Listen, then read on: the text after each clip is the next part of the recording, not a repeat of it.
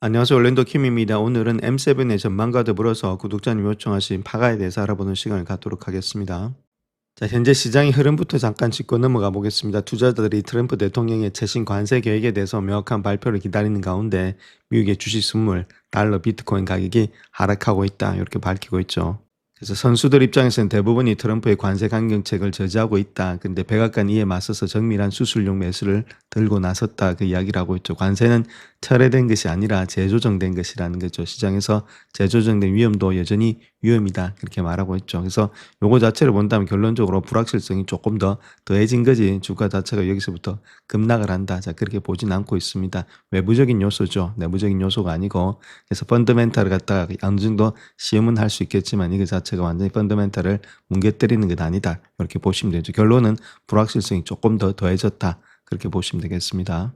그래서 결론적으로 봤을 때 제이미슨 그리어 미국의 무역 대표부가 이야기하고 있는 내용은 트럼프의 지금 현재 무역 정책은 관세 소송에서 이기든 지든 계속될 거다. 자, 그렇게 이야기를 하고 있죠. 그렇기 때문에 정책은 바뀌지 않았고 단지 도구만 바뀌었을 뿐 연속성은 유지가 되고 있다. 그 이야기를 하고 있습니다.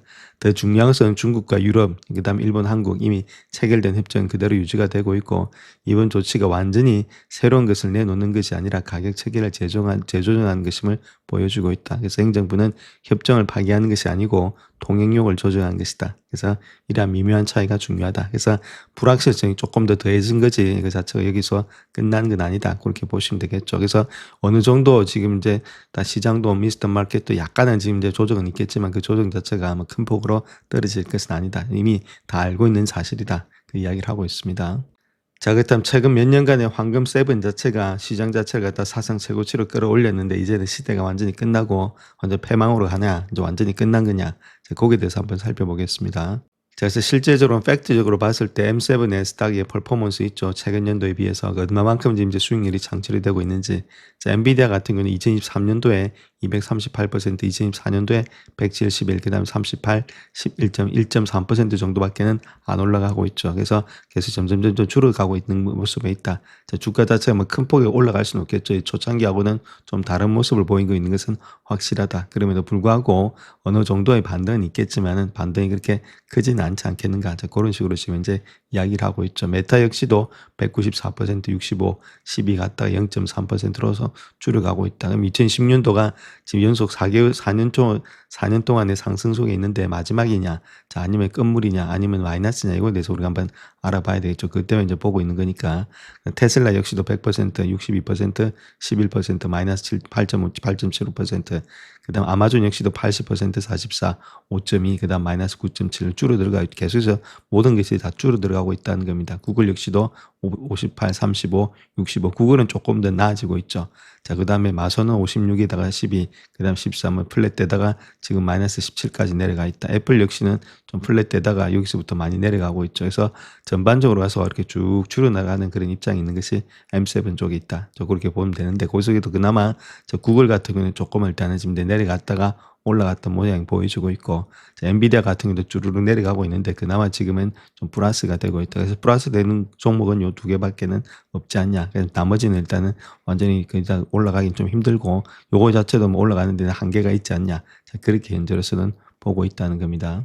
자, 그래서 이렇게 하락되는 하락세는 인공지능에 대한 이들의 기업에 급증하는 자본 지출 캐펙스, 그다음 점점 높아지는 수익 성장의 기대치를 충족할 수 있을지 그런 우려가 커지는 가운데 나타나고 있다는 거겠죠. 그래서 빠르게 발전하는 AI 모델과 심화되는 업계 경쟁 또한 변동성을 가중시키고 있다. 그렇게 말하고 있습니다. 그래서 주가 급등으로 인해서 면밀한 검토가 강화되고 있고 이로 인해서 고성장주에서 상대적으로 저평가된 그런 것들로 여겨지는 경기 순환주로 자금이 이동되는 현상을 보여주고 있다.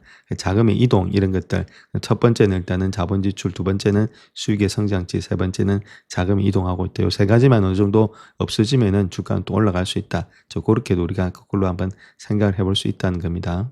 자, 그 다음 또 생각하고 있는 것이 프리캐시프로 있죠. 현금 흐름에 관한 우려사항이 지목되고 있다는 겁니다. 특별히 인공지능 기반의 자본 지출로 인해서 기술의 대기업들이 잉여 현금 흐름에 부담이 가중되고 있다는 것들, 초기 매도세의 촉매제는 일부 기업의 프리캐시프로가 마이너스였고 또 다른 기업들은 전년 대비 현금 흐름이 정체된 것이었다. 그래서 지난 10년간 이들 기업들은 잉여 현금 흐름, 그 다음에 현금 흐름, 캐시프로 이 모든 것들이 양호한 모습을 보여왔는데, 자, 그런 것들이 조금 없어지고 있다는 것들. 그래서 M7만 투자할 필요 필요가 없다는 것을 보여주고 있다. 자, 다른 기업들도 성공할 수 있다. 자, 이런 것들에 있어서 약간의 지금 부담이 되고 있는 거 아니냐. 그렇게도 볼 수 있습니다. 자, 그래서 이제 시총 기준으로서 알파벳, 아마존, 메타, 마소 이런 것들이 올해 한 7천억 달러 가까운 금액을 투자할 것으로 예상이 되고 있다. 자, 그런데 2025년도 대비해서 약 60%가 증가한 수치가 되고 있다. 그렇게 말하고 있죠. 그래서 4대 인터넷 기업은 작년에 총 2천억 달러의 프리캐시 플로우를 창출했는데 2024년도에 2,370억 달러보다는 상당히 감소한 수치가 되고 있다. 그래서 너무 많이 투자하니까 당연히 프리캐시 플로우가 감소할 수밖에 없겠죠. 특별히 마이크로소프트는 데이터 센터에 대한 집중적인 투자로 인해서 수년 만에 처음으로 잉여 현금 흐름이 프리캐시 플로우가 거의 정체될 것으로 예상이 되고 있고, 아마존은 4분기에 프리캐시 플로우가 전년 대비 382억에서 111억 달러로서 감소했다. 자, 알파벳 역시도 프리캐시 플로우를 자랑을 하고 있지만 자본 지출이 2025년도 지출의 2배 달할 것으로 예상이 되고 있다.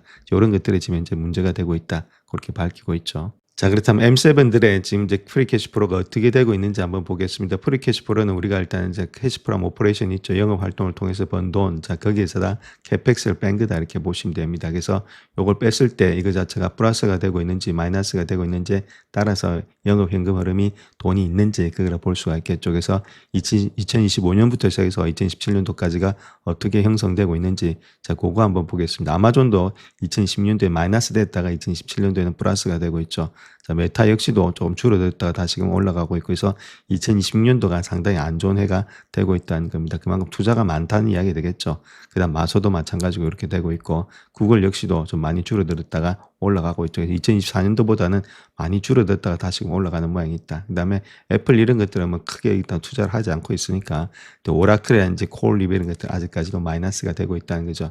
그래서 여기서 이게 너무 많다 보니까, 캐펙스가 많다 보니까 이게 마이너스가 되고 있다 해서 주가가 올라가는데 상당히 힘든 모양이 있는 것이 그런 것들이 있다. 이렇게 우리가 보실 수가 있겠습니다. 자, 그로 인해서 빅테크 기업들의 주가 하락 자체가 이들 기업의 AI 투자로 인해서 데이터 센터의 건설업체라든지 발전회사, 그 다음 또 에너지 인프라 기업들, 뭐 전력회사 이런 회사들이 있겠죠. 이런 회사들로 수많은 하이 AI 관련 기업들이 혜택을 본 시점에서 발생했다. 그래서 이런 회사들의 주가가 올라갔고 M7이 떨어졌다는 거죠. 손바뀜이 일어났다. 그 이야기를 하고 있습니다. 그래서 최종적으로 봤을 때 브로드컴이 올해 마소보다도 더 많은 프리캐시 플로우를 창출한다 하더라도 놀라지는 않을 것으로 보여지고 있다. 자, 아무래도 현금 자체가 하이퍼스케일러 기업에서 엔비디아, 브로드컴 이렇게 기타 인프라 기업으로 바로 흘러 들어갔다는 거겠죠. 자, 그런 가운데 돈들이 이쪽으로 흘러가다 보니까 아무래도 다른 업종들, 인터넷 기업들이 많이 하락했다. 그렇게 말하고 있고. 자, 그로 인해서 올해 하이퍼스케일러 기업들에 대한 투자를 지금 처리하고 있는데, 그 이유는 2030년도에 하이퍼스케일러 기업들의 프리캐시 플로우를 갖다 DCF 모델로 예측을 할 수 없기 때문이다. 어떤 식으로 지금 아무래도 성장이 되고 있는지를 알 수 없기 때문에 투자가 너무 많이 들어갔으니까. 자, 그게 지금 문제가 되고 있다. 그렇게 이야기를 하고 있죠. 자, 그 다음 또 가장 중요한 것이 수익 정체 문제가 제기되고 있다는 겁니다. M7 기업들의 높은 주가와 기업 가치를 정당화하기 위해서는 향후 수익 성장이 핵심 과제가 되고 있다. 자, 그렇게 말하고 있고, 자, 바클레이에서 이야기하고 있는 것은 현재까지는 그저 그런 수준이다. 그렇게 말하고 있습니다. 빅테크 기업들의 주당 순이익의 증가율이 전년 대비 26.6%에 그치고 있는데, 저희는 빅테크 기업들의 역사적인 맥락에서 볼 때 2023년도 1분기 이후에 가장 낮은 성장률이다. 그러니까 주가가 크게 올라가지 않고 있다. 그렇게 말하고 있고, 그래서 엔비디아만 실적 발표를 앞두고 있는데 이 결과가 빅테크 기업들의 성패를 좌우할 수 있을 것으로 보여지고 있다. 그래서 만약에 엔비디아가 좋게 나온다면은 따라서 올라갈 수 있다. 지금 근데 많이 주가들이 내려와서 밸류에이션이 좀 저렴한 가운데 있죠. 자, 그런 가운데 있기 때문에 엔비디아의 실적이 어떻게 나오냐에 따라서 조그만 수익 예정치 문제도 지금 이제 올라갈 수 있다. 그렇게 보시면 되겠습니다. 자, 그래서 실질적으로 봤을 때 빅테크 기업들의 EPS 서프라이즈 자체가 5.3% 증가됐는데 이거는 장기 평균인 7.2%에도 미치지 못하고 있다는 거죠. 상당히 안 좋게 나오고 있다는 겁니다. 그래서 또한 지난 분기와 달리 대규모의 일회성 비용이 없기 때문에 전반적인 실적 호조에 걸림돌이 되지 않고 있다. 그래서 EPS 둔화가 멀티플 축소에 기여하고 있다 이렇게 말하고 있죠. 아무래도 성장이 좀 둔화되고 있다는 것들. 자, 그로 인해서 대전 기술 기업들의 주가 수익률 PE 레이쇼가 25배에서 지금 이제 상반기 수준으로 돌아가 있다 이렇게 말하고 있죠. 그래서 지금 이제 대형 기술 기업들의 실적 발표에서 매출과 순이익의 모든 예상치를 상회했지만은 그것만으로 아직까지는 만족을 못하고 있는 것이 월가다 그렇게 밝히고 있습니다. 자, 현재 마소의 사상 최대 실적이 호조에도 불구하고 주가 자체가 역사적인 급락세를 보이고 있는데 그 이유로 본다면 투자자들은 애초를 비롯한 클라우드 서비스의 성장세가 예상보다 부진했다는 점에 실망을 했다. 그다음 막대한 자본 지출을 고려할 때 자, 아무래도 마이크로소프트의 코파일럿 이런 것들의 성장 가능성에 대해서도 여전히 회의적인 시각을 갖고 있다는 겁니다. 자, 그로 인해서 시장이 기술 기업들의 AI 투자에 대해서 다른 결과를 관망하는 분위기를 하고 있다. 그렇게 말하고 있죠. 거기다가 알렉사와 코파일럿 이런 것들이 다른 AI 제품들에 비해서 뒤처지고 있다. 이런 것들이 지금 주가 급락의 원인이 되고 있다. 그렇게 말하고 있죠. 그래서 실제로 수익과 마진을 면밀히 살펴보게 되면 여전히 모든 수익과 마진은 기술 기업에서 나오는데 시장은 자본 지출을 좋아하지 않고 있고 이들 기업이 무엇을 해결하는지에 대한 명확한 비전이 제시될 때까지는 마소라든지 아마존 같은 기업들이 계속해서 압박을 받을 것이다. 그렇게 말을 하고 있습니다. 이런 것들이 지금 현재 문제점이다. 그렇게 밝히고 있죠. 자, 그 다음 또 우리가 봐야 될 것이 시장 순환매로 인해서 기술적인 좀 압력을 또 받아왔다는 겁니다. 그래서 경기 순환 기업들이 아무래도 미국 경제 호황과 GDP 성장의 수혜를 받고 있다. 좀 소외됐던 것들이 다시금 올라오고 있죠. 자, 그런 것들. 그래서 M7 기업들이 주식 올해 부진한 이유 자체는 단순히 이 주식들이 이미 한계에 도달했기 때문이다. 그렇게 말하고 있고, 자, 놀라운 가치를 지닌 그런 훌륭한 주식이지만 어느 시점에는 숨 돌릴 시간이 필요하다. 자, 그런 시간이 되지 않겠는가. 그래서 인공지능 관련된 상승 부분 이미 상당 부분 주가에 반영돼 있다. 저 그렇게 말을 하고 있습니다. 그래서 이런 것들이 아무래도 저 월가에서도 기술주에 대한 낙관적인 전망을 좀 낮추고 있는 모양이 되지 않겠는가. 그래서 시티은행 같은 경우에는 M7에 대한 투자 비중을 다각화하기 위한 조치로서 기술주 투자 등급을 중립에서 하향으로 낮추고 비중이 높았던 기술주 자산의 절반을 경기 순환주로 옮겼다. 그렇게 말을 하고 있죠. 그래서 당분간은 가는 데 있어서는 조금의 시간은 걸리지 않겠는가. 그렇게 보여주고 있습니다. 자, 그래서 결론적으로 봤을 때 이제 엔비디아의 실적 발표 수요일 날 나오죠. 자, 거기에 따라서 시장 자체가 좀 많이 움직일 수가 있는데 제가 보는 관점에서는 좀 숨 돌리는 그런 관점이 있다. 그래서 지금은 경기 순환주로 돈이 갔다가 조금은 더 흘러들어가면서 나중에 쉬었다가 다시금 그런 것들이 없어지고 어느 정도 얘들 자체가 기업의 이익들이 조금 더 늘어날 때 그때부터는 달리지 않겠는가 그렇게 보여지고 있습니다. 그래서 지금 바로 달리기보다는 조금은 시간은 걸릴 것으로 보여지고 있고 자, 대신에 구글하고 엔비디아는 그나마 일단은 지금 제가 보는 관점에서는 빅7 중에 에서는 좀 갈 수 있는 종목들이 되지 않겠는가 그렇게 보여지고 있습니다. 너무 많이 빠졌을 때는 좀 매수의 관점인데 전반적으로 봤을 때는 아직까지는 저희 7개 중에서 가장 일단 유망되고 있는 것은 특별히 1번이 구글, 그다음 2번은 아직까지는 엔비디아는 갈 수 있지 않겠는가. 얘는 지금 이제 실적도 좋은데다가 지금 저평가되어 있는 상태에 있다. 그렇게 우리가 보시면 되겠습니다. 자, 마지막으로 일단 구독자님들 요청에 의해서 파가야 자체가 실적이 좋았음에도 불구하고 왜 이렇게 주가가 하락되고 있는지 자, 그 이유에 대해서 한번 살펴보는 시간을 갖도록 하겠습니다. 자, 여러분, 사상 최대 이익을 발표했는데 주가가 무려 24%나 폭락한다면 이게 말이 되는 상황일까요? 정말 이상하죠? 오늘 바로 이 미스테리의 주인공 핀테크 기업 파가야에 대해 한번 깊이 파고 들어보겠습니다. 상황이 딱 이랬습니다. 한쪽에서는 와, 역대급 실적이다 하고 축배를 들어야 하는데 다른 한쪽에서는 주가가 그냥 자유낙하를 하고 있었던 거죠. 더 놀라운 건 이 두 가지 일이 바로 같은 날 동시에 일어났다는 겁니다. 이게 바로 그 어마어마한 실적입니다. 분기 순이익이 무려 플러스 3,400만 달러, 우리 돈으로 환산하면 대략 450억 원이에요. 아시겠지만 핀테크 기업이 그것도 갭 기준으로 이 정도 흑자를 냈다는 건 와, 이건 정말 대단한 겁니다. 하지만 시장의 반응은요, 완전 차가웠습니다. 바로 그날 주가가 24%나 그냥 곤두박질 쳐버렸어요. 아니, 대체 왜 그랬을까요? 자, 이제부터 본격적으로 한번 파헤쳐보죠. 왜 시장은 이 눈부신 성공을 보고도 등을 돌렸을까요? 그 이유 지금부터 하나씩 짚어보겠습니다. 이 미스터리를 풀려면 먼저 파가야가 도대체 어떤 회사인지 간단하게 알아야겠죠? 이 회사는 요즘 말하는 핀테크 2.0 시대에서 아주 중요한 플레이어로 꼽히는 곳입니다. 파가야의 사업 모델이 정말 재미있어요. 보통 핀테크 회사들처럼 광고 엄청 때려서 고객 모으는 방식이 아니에요. 그게 아니고 은행 같은 금융기관들이랑 손을 잡는 거죠. 은행에서 이분은 대출 안 되겠네요 하고 거절한 신청자들을 파가야의 AI가 다시 한번 들여다보는 거예요. 그래서 우리 기술로는 이분 대출 해드릴 수 있는데요 하고 길을 열어주는 거죠. 그러니까 파트너사 입장에서는 가만히 앉아서 추가 수익이 생기는 그런 구조입니다. 자, 그럼 도대체 실적이 얼마나 좋았길래 제가 이렇게 말하는지 그 좋았던 소식부터 한번 자세히 뜯어보겠습니다. 숫자들을 좀 보세요. 이건 흠잡을 데가 없습니다. 총 매출은 작년보다 20%나 늘었고요. 진짜 놀라운 건 바로 1년 전만 해도 2억 3천만 달러가 넘는 적자를 냈던 회사가 이번엔 3,400만 달러 흑자로 완벽하게 돌아섰다는 겁니다. 영업 현금 흐름도 8천만 달러나 되고요. 돈도 잘 벌고 있다는 뜻이죠. 그리고 이 4.9%라는 숫자, 이게 또 핵심입니다. 좀 어려운 말로 FRPC 마진이라고 하는데 아주 쉽게 말해서 파가야가 대출 한 건을 성사시킬 때마다 남기는 핵심 이익률이라고 보시면 돼요. 근데 이 4.9%가 업계에서도 거의 최상위권 수준이거든요. 한마디로 파가야의 AI 기술이 진짜 돈이 된다는 걸 증명하는 숫자죠. 이 그래프를 보시면 그 변화가 한눈에 들어오죠. 저 밑에 있던 적자 막대가 불과 1년 만에 저렇게 위로 쭉 솟아오른 겁니다. 이 정도의 턴어라운드는 진짜 박수 받을 만한 성과예요. 아니, 여기까지 보면 모든 게 완벽하잖아요? 그런데 도대체 왜 월가는 공황 상태에 빠졌을까요? 자, 지금부터가 진짜 이야기입니다. 미스터리의 핵심으로 들어가 보죠. 이렇게 좋은 실적을 보고도 투자자들이 이건 아니다 싶었던 데에는 크게 3가지 이유가 있었습니다. 하나씩 파헤쳐 볼게요. 첫 번째, 바로 매출 미스입니다. 물론 매출이 작년보다 늘긴 했어요. 근데 문제는 월가의 분석가들이 기대했던 것보다는 조금 못 미쳤다는 거죠. 금액으로는 약 1,400만 달러 정도요. 이게 별거 아닌 것 같아도 계속해서 성장해야 하는 기술주 세계에서는요, 기대치에 못 미쳤다는 것 자체가 굉장히 큰 빨간불로 여겨집니다. 그런데 여기엔 반전이 있습니다. 매출이 예상보다 적게 나온 게 장사가 안 돼서가 아니었어요. 파가야 경영진이 일부러 이건 너무 위험하다 싶은 대출 1억 5천만 달러치를 그냥 잘라낸 겁니다. 그러니까 미래를 보고 더 안전하게 가자고 의도적으로 속도 조절을 한 거죠. 두 번째 이유가 어쩌면 더 결정적이었을 수 있습니다. 바로 가이던스 쇼크.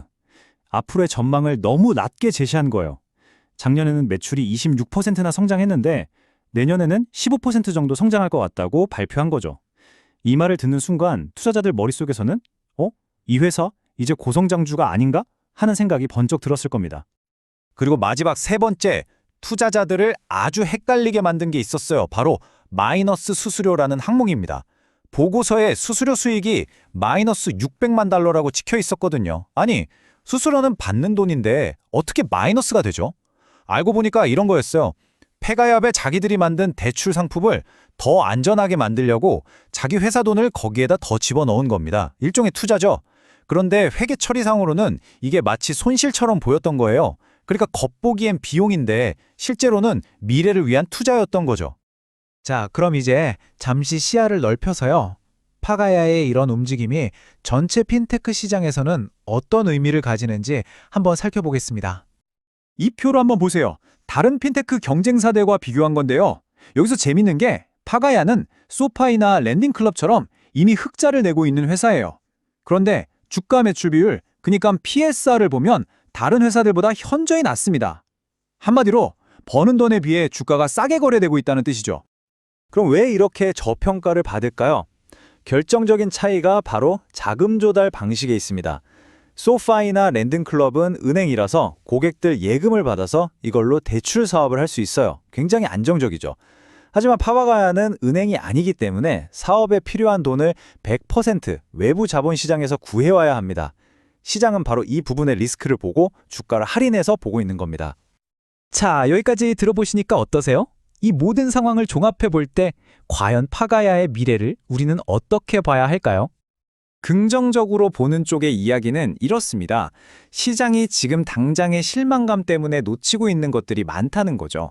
예를 들어 최근에 맺은 대형 파트너십들은 이제 막 매출을 내기 시작하는 단계고요.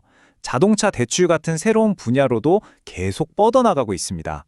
심지어 월가 애널리스트들은 지금 주가에서 100% 이상 오래 잠재력이 있다고 분석하기도 합니다. 실제로 월가의 한 애널리스트는 이런 말까지 했어요. 파가야는 AI 대출 시장에서 정보의 규모의 경제를 실현하고 있는 몇 안 되는 회사 중 하나다.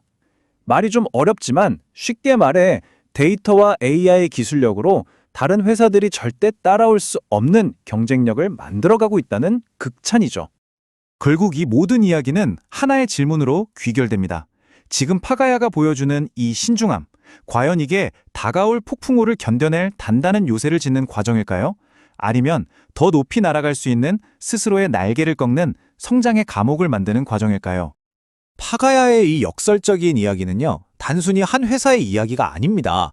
어쩌면 지금의 기술 그리고 금융시장 전체가 마주하고 있는 가장 큰 딜레마를 보여주는 건지도 모릅니다. 안정적인 수익성이냐, 아니면 리스크를 감수하더라도 폭발적인 성장이냐. 이 어려운 질문에 대해 파가야가 그리고 시장이 어떤 답을 내놓을지 지켜보는 것이 앞으로의 핵심 관전 포인트가 될 것 같습니다. 영상을 끝까지 시청해 주셔서 감사합니다. 영상이 도움이 되셨다면 구독과 좋아요 부탁드립니다. 감사합니다.